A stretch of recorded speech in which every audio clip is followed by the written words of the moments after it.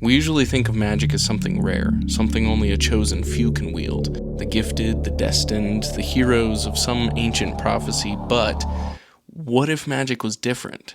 What if anyone could use it? The Agrios is a network of raw magical energy, invisible to the naked eye yet everywhere, flowing through the world like air, like light, like electricity. All you have to do is find a way to connect. It's much like any other force, water, fire, nature. These things can be useful if you learn to use them the way they want to be used, but go against the current and you'll be swept away to an instant doom. There are several different methods for connecting to the Agrios, and all one needs is to find which method works best for them. Most people tend to view their connection to the Agrios in one of three ways that can be described as craft, pact, and ether. Craft magic is the practical path. These mages treat the Agrios like a science, studying the magical properties hidden in the world around them, and using those discoveries to create new forms of magic. They work with herbs, minerals, runes, and enchanted tools, experimenting until they can shape magic into something tangible. Potions, spell scrolls, enchanted weapons, even plants infused with magical energy. Craft mages thrive on curiosity, problem solving, and innovation, constantly searching for the next breakthrough. To them, the Agrios is a vast puzzle, and every creation is another piece falling into place.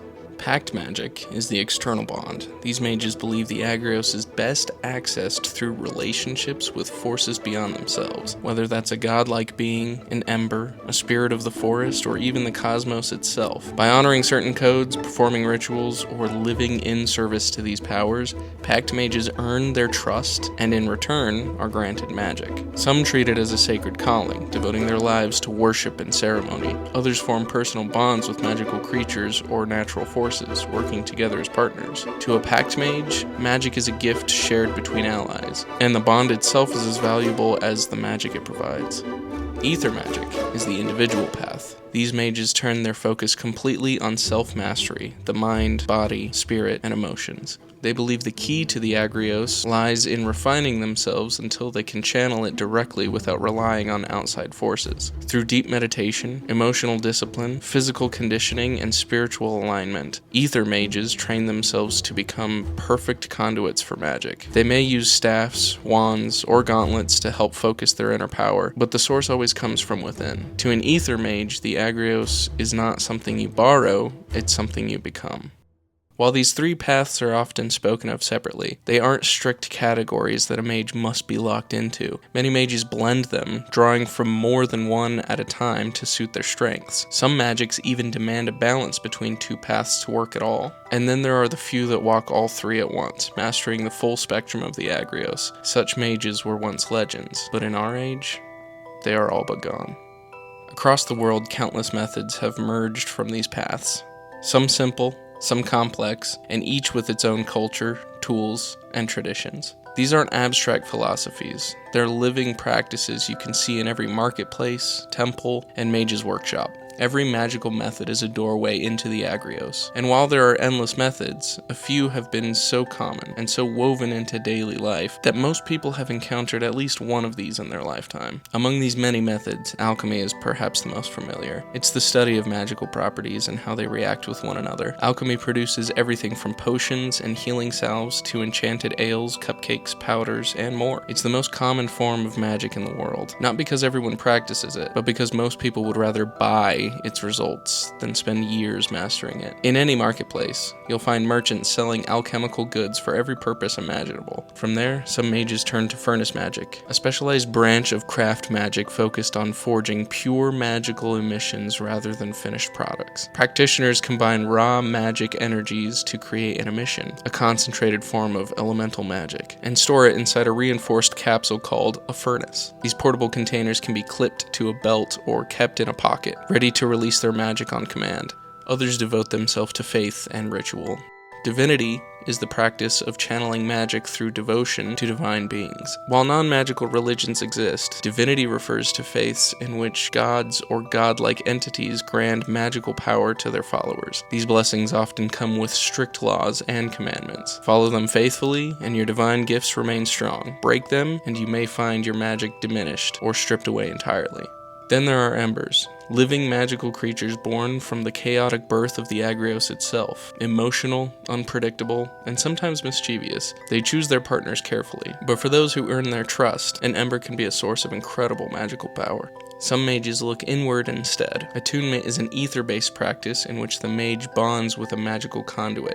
A staff, wand, gauntlet, or other enchanted focus, until it becomes an extension of their very being. Through this connection, they channel magic directly from their soul, shaping it through will and intent. Others prefer to work with symbols and secrets. Rune magic calls on power through carved or written symbols, etched onto stones, drawn into intricate patterns, inscribed on scrolls, or even tattooed onto skin. A rune typically holds its magic until the moment it's triggered, releasing its stored power in an instant before fading away.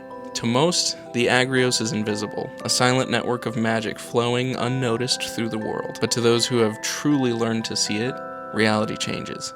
Tiny motes of magical dust drift in every direction, each one refracting light into its own distinct hue. Sapphire blues, molten golds, ember reds, and colors unknown to nature. Up close, they shimmer like an infinite sea of gemstones. From afar, their colors blend into a luminous pink haze. The motes burn with a strange brilliance, so bright they draw light away from everything around them. Even beneath the noonday sun, the world falls into shadow when the Agrios reveals itself. But where does the Agrios come from? From a moment unlike any other in history.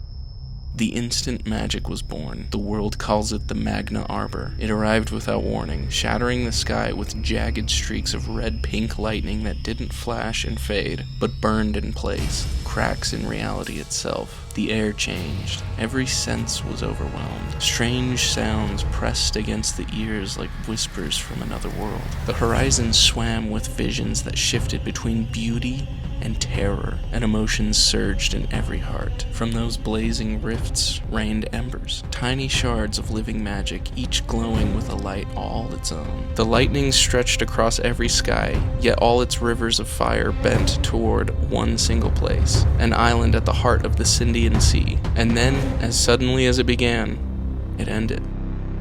But the world was forever changed. In the silence that followed, something new stirred beneath the skin of reality, a current of power flowing through all things. In time, people learned to see it, to touch it, to bend it. This was the Agrios, the invisible network that would shape every age to come. Yet even now, no one truly understands its nature. Some believe the Agrios is a gift from the heavens. Others think it is simply part of the world's fabric. The truth is unknown. Its nature seems deeper and more fluid than reality itself, shifting, elusive, impossible to grasp in full. But those who study it closely tend to all agree. It seems to be an echo of something vast and ancient, a force woven into the bones of the world, humming with the slow, steady rhythm of a deeper design. Thanks for watching this video. I hope you enjoyed it. If you want to know more about this world that I created, make sure to subscribe down below, and I'll see you next week.